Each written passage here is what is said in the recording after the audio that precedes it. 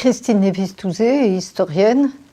Libérer Paris août 1944 est un ouvrage collectif dont j'ai souhaité qu'il tienne compte des dernières avancées de la recherche historique, scientifique, mais aussi iconographique, ce qui est important pour ce que l'on appelle la catégorie des beaux livres. Nous avons eu la chance d'utiliser des documents tout à fait nouveaux, inédits, à la fois de fonds privés et aussi des fonds filmiques, inédits, privés, dont un film tourné sous l'occupation à Paris et qui a couvert l'insurrection et la libération de Paris. Donc on a utilisé ces fonds un peu nouveaux dans leur utilisation et aussi des archives de la brigade des sapeurs-pompiers de Paris, puisque lors de l'insurrection et de la libération de Paris, c'est les sapeurs-pompiers, régiment à l'époque, qui se déplaçaient pour toutes les interventions.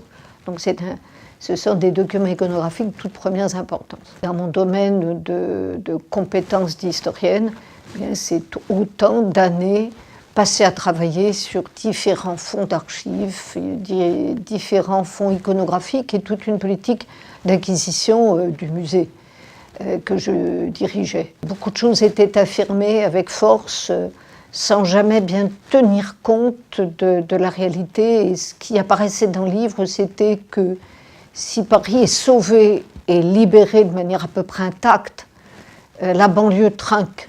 Et ce sont autant d'aspects méconnus que les auteurs que nous étions, les 5 auteurs, voulions mettre en évidence, comme aussi que l'insurrection et la libération de Paris n'avait pas été une partie de plaisir, loin de là, que la répression allemande avait été forte jusqu'au bout et que le danger était plus grand qu'on ne l'a dit.